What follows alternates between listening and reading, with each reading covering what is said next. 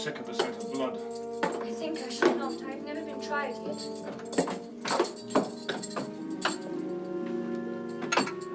Wait here.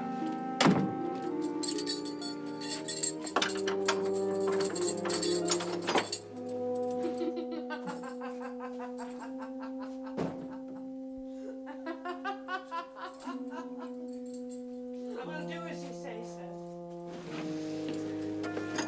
That was Grace Poole.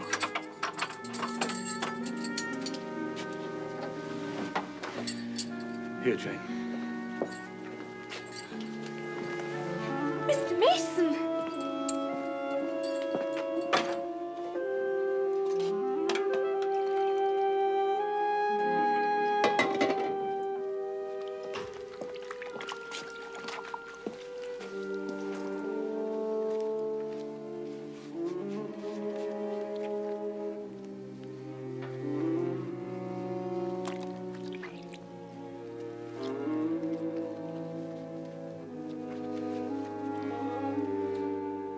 Thistles.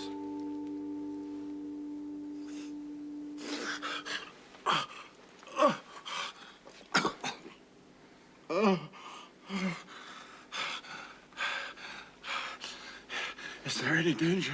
No, man, a mere scratch. Don't be so overcome. Bear up. I'll fetch a surgeon for you myself. We'll be able to remove you by morning, I hope. Jane? Sir. I must leave you in this room with this gentleman for an hour, perhaps 2. Yes, sir. Take the sponge. Now wipe away the blood whenever it begins to flow. If he feels faint, there's a glass of water on that stand. Put it to his lips and use the salts. Very well. You will not speak to him on any pretext. Harry Rochester. And Richard, it will be at peril of your life if you speak to her. Open your lips, agitate yourself, and I'll not be answerable for the consequences. Remember, not one word must be spoken. Not one word.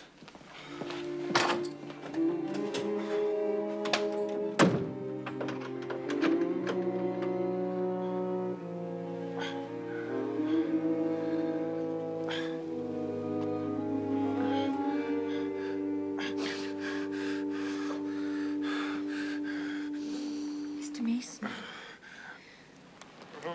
Mr. Mason.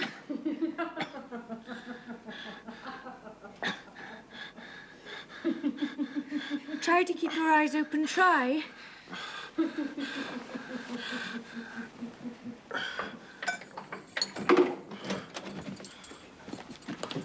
Can't be on the alert.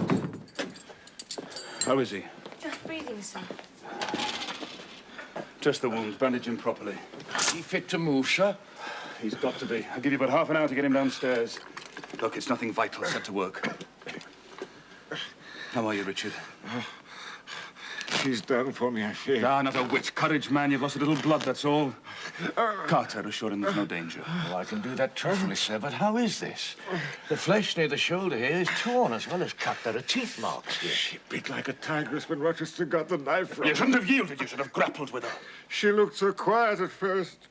I thought I could do some good. You thought. You You've suffered enough.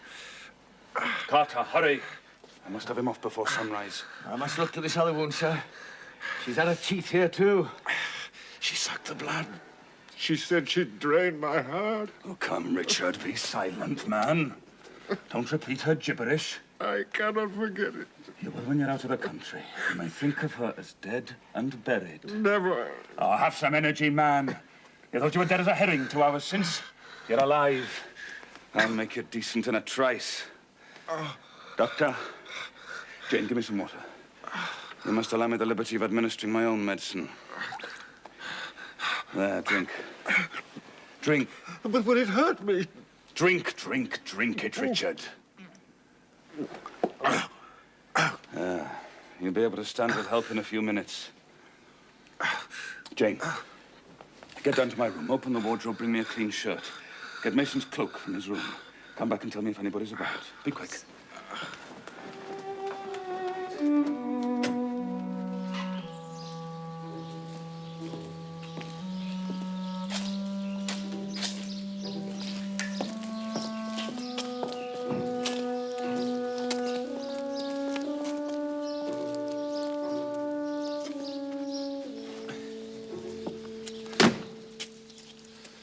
keep him at your house till he's quite well. Take care of him. I'll ride over in a few days and see how he is. How are you feeling now, Richard? The fresh air revives me. Edward. What is it? Let her be taken care of. Let her be treated tenderly. I do my best. Have done and shall do.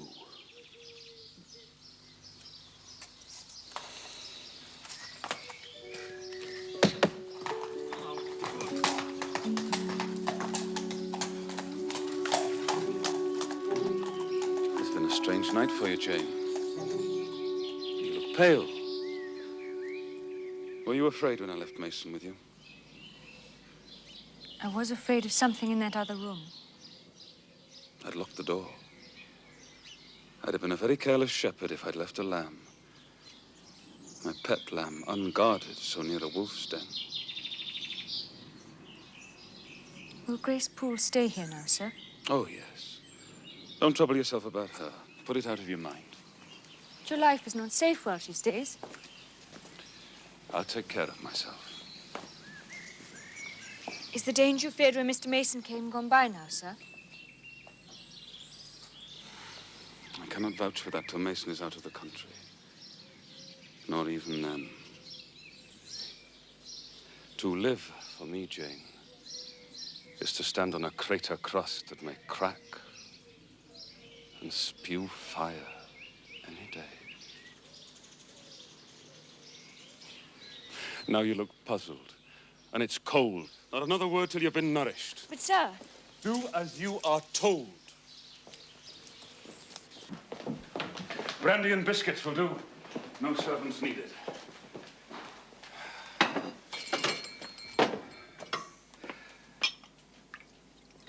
Now, Jane. You are my little friend, are you not? I like to serve you, sir, and obey you in all that is right. Precisely. In all that is right, only that. Well, like Mason, you two now have power over me. You may injure me by speaking. I dare not tell you more. If you have no more to fear from Mr. Mason than you have from me, sir, you are very safe. Oh, God grant it may be so.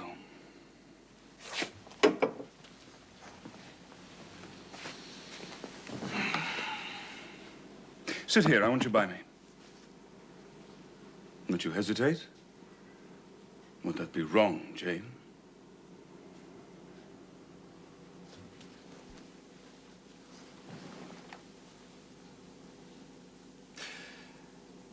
Now, Jane, I'll put a case to you. Suppose you were no longer a girl well-reared, but a wild boy indulged from childhood. Imagine yourself in a remote foreign land. Conceive that there you commit a capital error, never mind what, but one whose consequences must follow you through life and taint every hour of your existence. An error? An error, not a crime.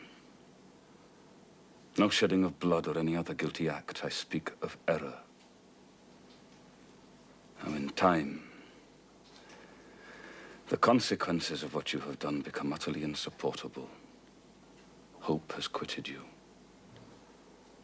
You seek relief in exile, happiness in a heartless, sensual pleasure. After years of wandering, you come home, heart-weary and soul-withered. And then you meet someone. Never mind who or how. And you find the goodness you have sought for 20 years. Such society revives, regenerates. You long to recommence your life in a way more worthy of an immortal being. Are you justified to attain this end in overleaping an obstacle of custom, a mere impediment of convention. Is that person justified in daring the world's opinion to attach this gentle, gracious life to his own?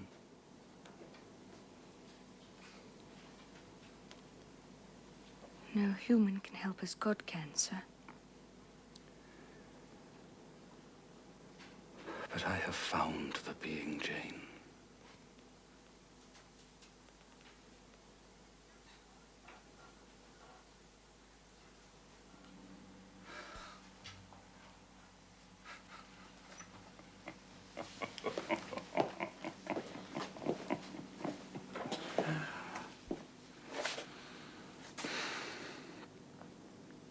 You've noticed my tender penchant for Miss Blanche Ingram.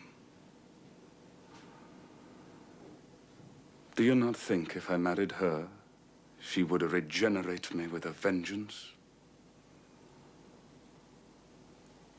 Yes, sir. To you I can talk of my lovely one, for now you have seen her. Yes, sir. She is a rare one, is she not, Jane? Yes, sir. A strapper. A real strapper. It seems a fine enough morning. It will be when the sun is well up. Leave later.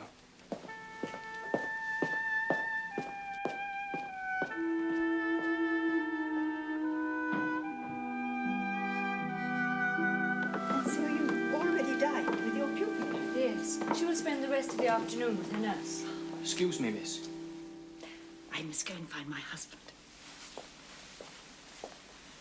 There's someone to see you, miss, in Miss Fairfax's room. Oh, thank you, John.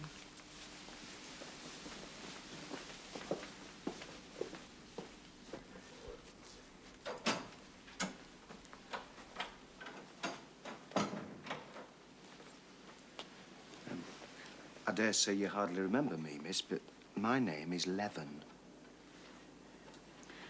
Robert, how do you do? You're married to Betsy. How is she? She's very hearty, thank you, miss. And so are the children. We have 3 now. Oh. But the family at the house, well, they're very badly. In great trouble. Your aunt, Mrs. Reed, is very ill.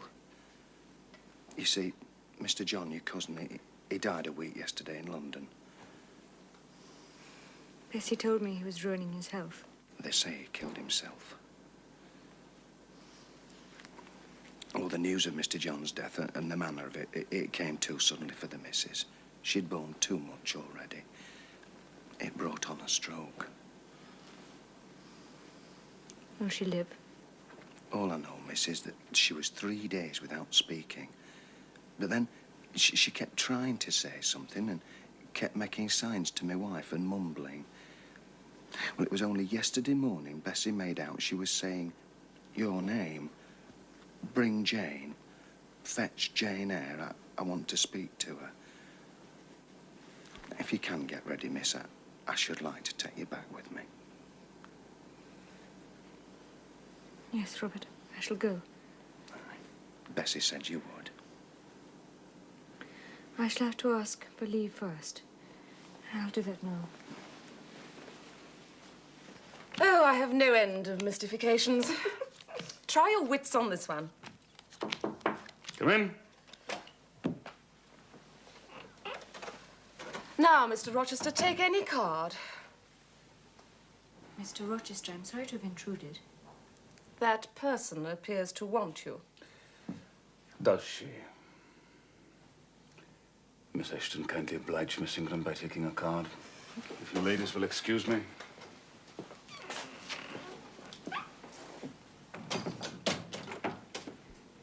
Well, Jane?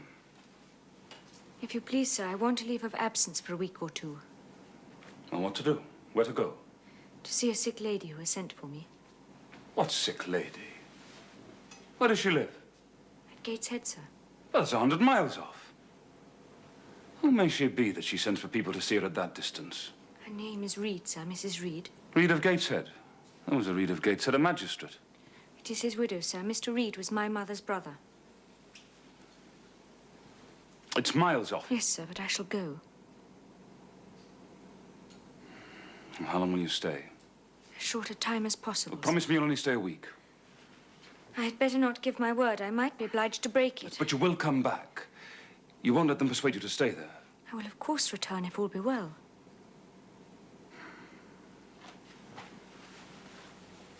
And who goes with you? I mean, you can't go all that way on your own.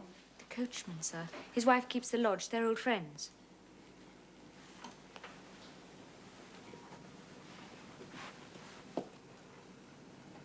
When do you wish to leave? As soon as I'm packed, sir. Well, you'll need some money. I've given you no salary. How much have you in the world, Jane?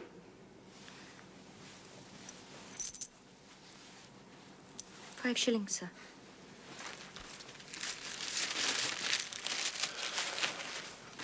Here.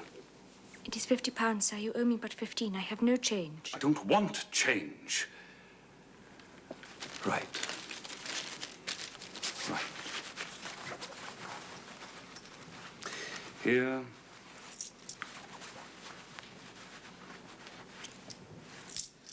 is 2, 3, 4, 5, 6, 8, 10. Is it enough? Yes, sir. But now you owe me 5. Come back for it, then. Mr. Rochester, I think this is a proper time to mention another matter. I'm curious to hear it. You have as good as informed me you are shortly to be married. Yes. What then? In that case, sir, Adele ought to go to school. Well, to get her out of my bride's way, you mean? I might otherwise walk over her. There's sense in that. And you, Jane? I must seek another situation elsewhere, sir. You must. With the help of your family, I suppose. No, sir. I'm not on such terms with them. I shall advertise. You shall walk up the pyramids of Egypt. Look, I wish I'd not given you that money now, Jane. Give me back £9. Look, I've a use for it. So have I, sir. You little niggard. Well, give me £5 then. Not 5 shillings nor 5 pence, sir. Just let me look at the money. No, sir. You are not to be trusted. Promise me you won't advertise. Look, if you want a situation, I'll find you one in time. I shall be glad to, sir. If you in your turn will promise that I and Adele shall both be safe out of the house before your bride enters it. Look, I'll give you my word on it. So, you're off then. Yes. And it seems that you and I must bid goodbye for a little while. How do people perform that ceremony, Jane? Teach me, I'm not quite up to it. They say farewell, or any form they prefer. Then say it. Farewell, Mr. Rochester, for the present. Farewell, Miss Eyre, for the present. Is that all? Yes. So, he'll do no more than say, farewell, Jane. It is enough, sir. Very likely. But it is blank and cool. Farewell.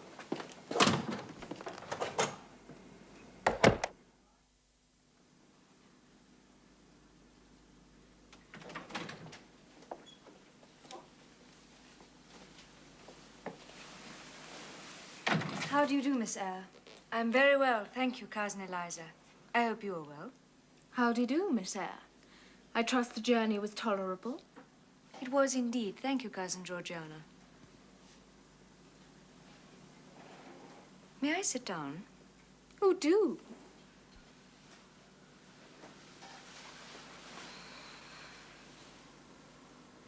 I hear Mrs. Reed has rallied a little.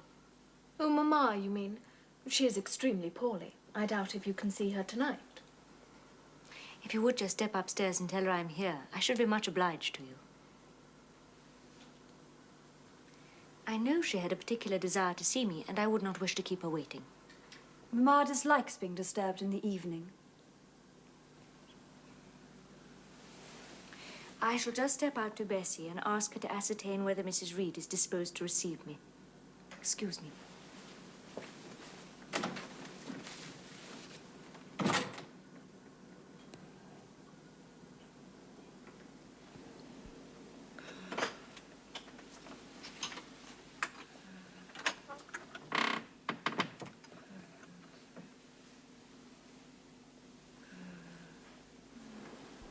It is I, Aunt Reed. Who are you? Aunt? Who calls me Aunt? Oh, I know you. You are like Jane Eyre. I am Jane. You sent Bessie for me. I'm very ill. I know. I was trying to turn myself a few minutes since. I cannot move a limb. It is as well. I should ease my mind before I die. What one thinks little of in life burdens us at such an hour as this.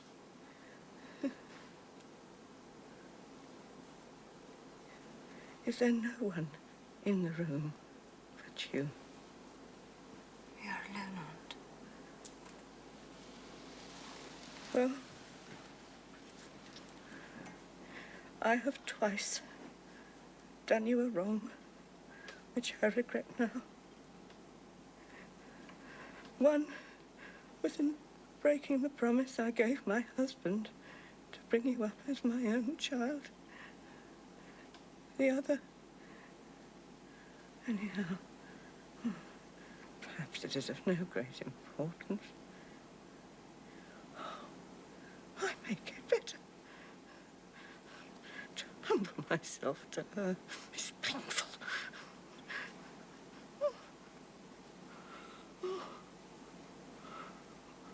Well, I must get it over. Eternity is before me. I had better tell you. Behind you is my dressing case. Open it. You will see a letter there.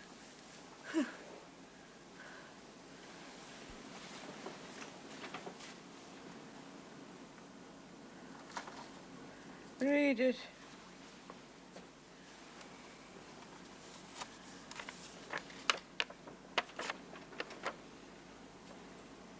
Madam, will you please have the goodness to send me the address of my niece, Jane Eyre, and tell me how she is? It is my intention to write shortly and desire her to come to me at Madeira. Providence has blessed my endeavors to secure a competency, and as I am unmarried and childless, I wish to adopt her during my life and bequeath her at my death whatever I may have to leave. I am, Madam, yours very faithfully, John Eyre, Madeira.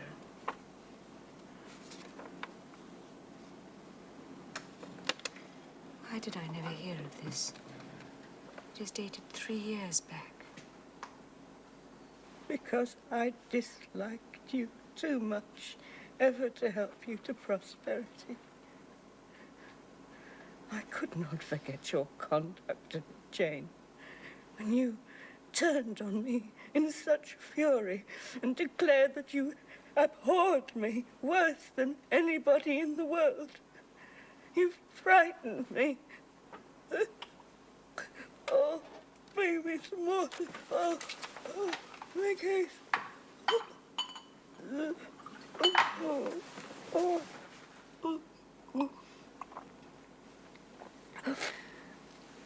Please, think no more of it. Let it pass from your mind. Forgive me, I was a child. It was 9 years ago. I tell you, I could not forget it. And I took my revenge.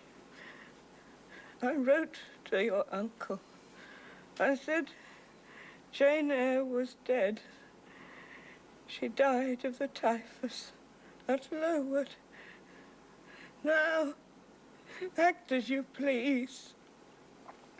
Write and contradict my assertions. Expose my falsehood as soon as you can. You were born to be my torment. My last hour is racked by the memory of a deed which, but for you, I should never have been tempted to commit. If you could be persuaded to think no more of it, Aunt, and to regard me with kindness and forgiveness.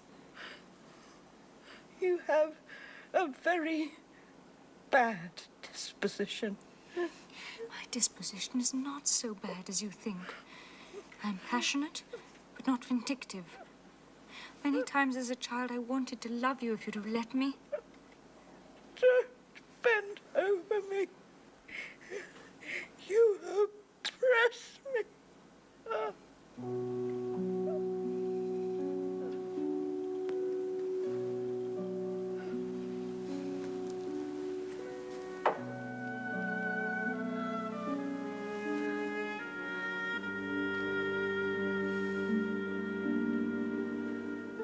Love me then, or hate me, as you wish. You have my free and full forgiveness. Ask now for gods and be at peace. Bessie! Bessie, she's in a stupor!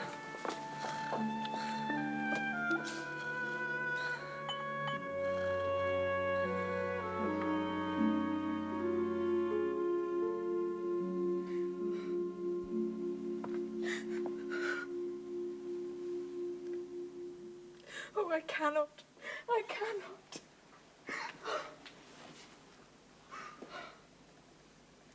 With her constitution, she could have lived to a good old age.